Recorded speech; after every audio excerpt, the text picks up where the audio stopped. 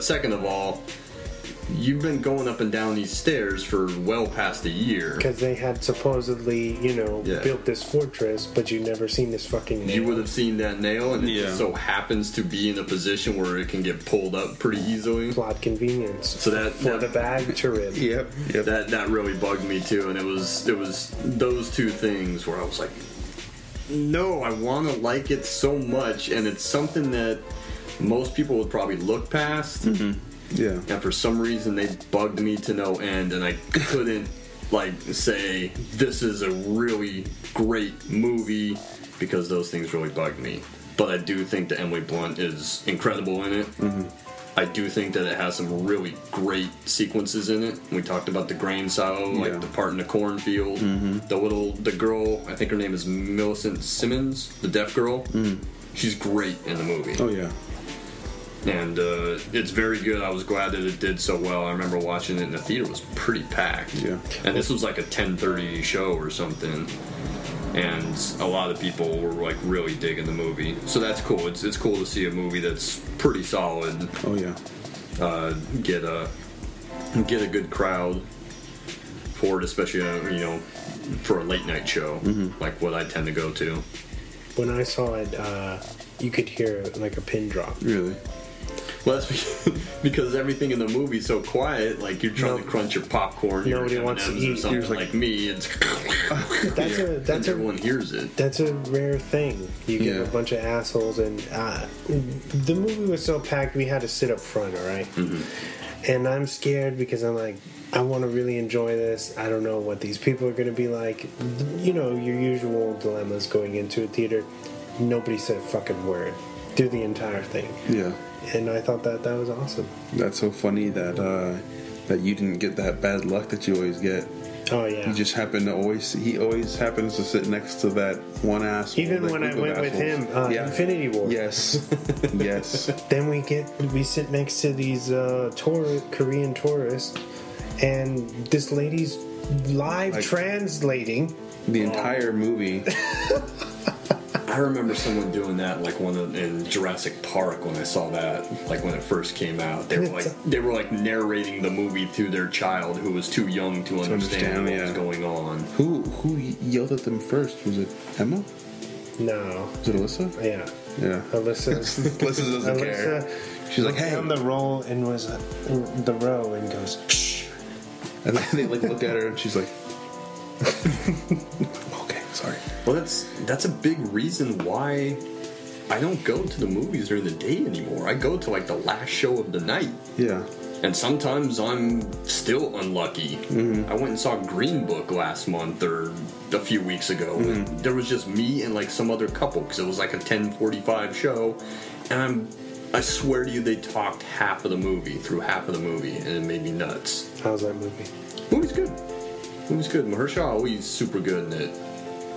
I hope he gets some recognition for it. Nice. Where were we? Quiet Place.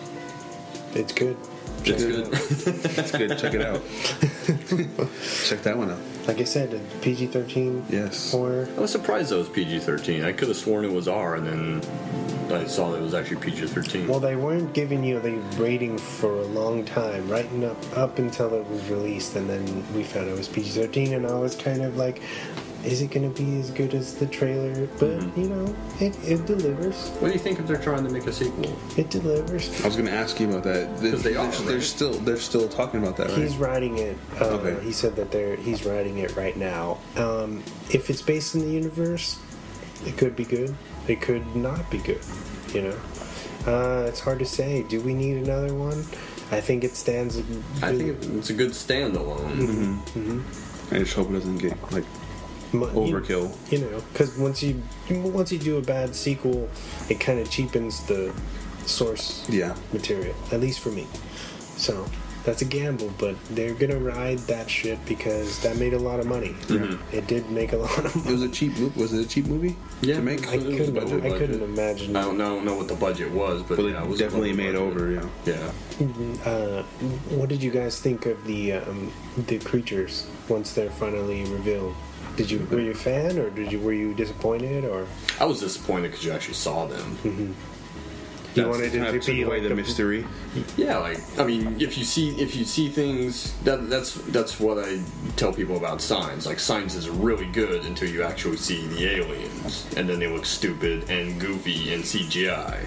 But when you just see like glimpses, like the silhouettes of them, the blurs, yeah, like a foot going into the field. Yeah, that's really cool. But when you actually see it, it kind of takes away like the suspense and the mystery.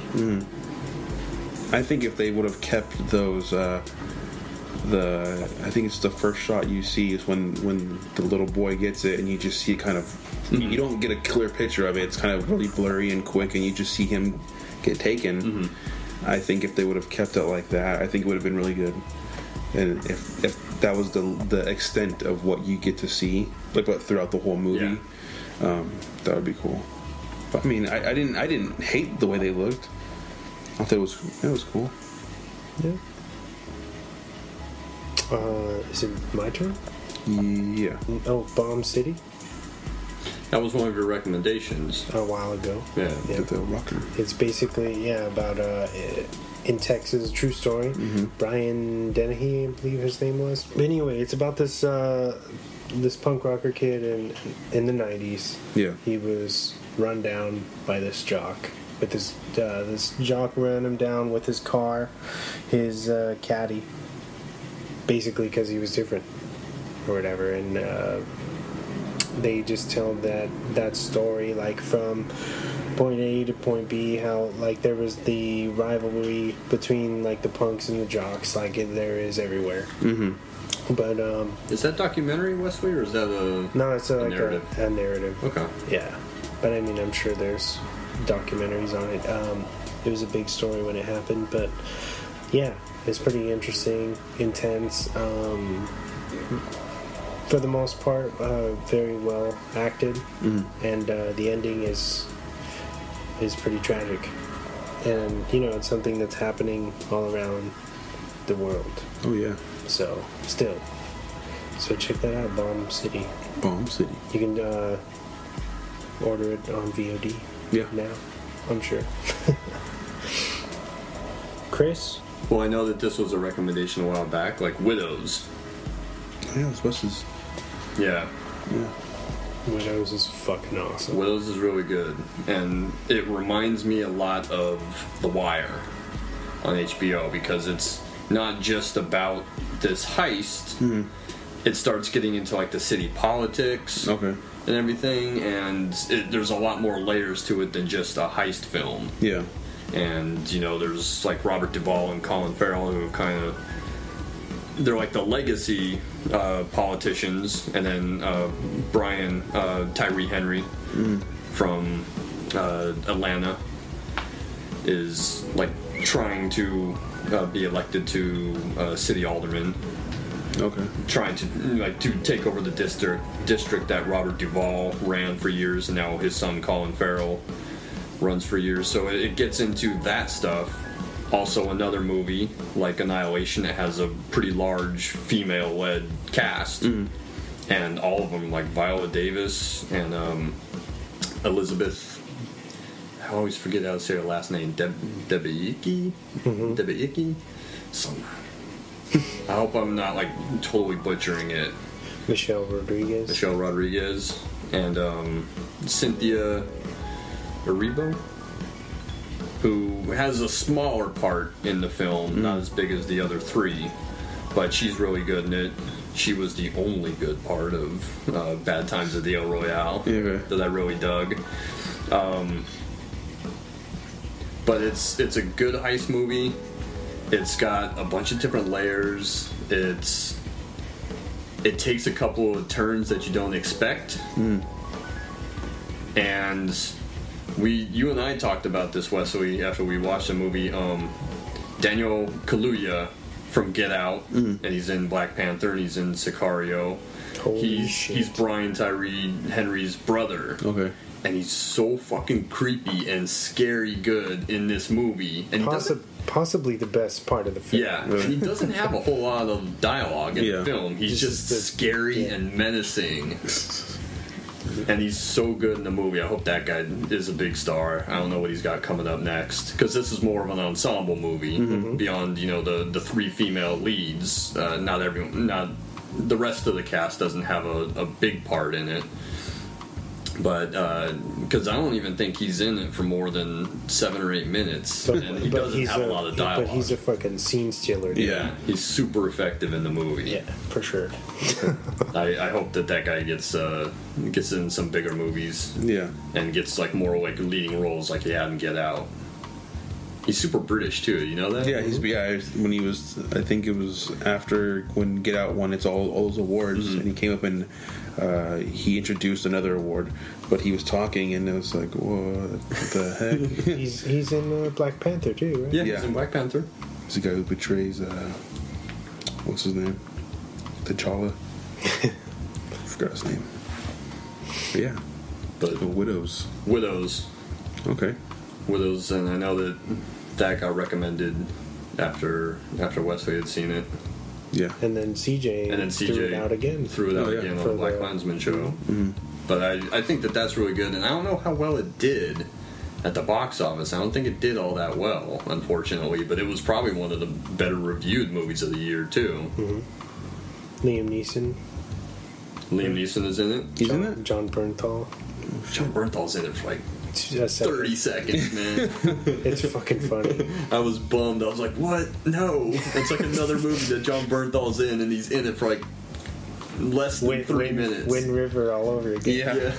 Yeah. Was Baby Driver, where he's in like just like the first few minutes of the movie. You're never going to see me again. God.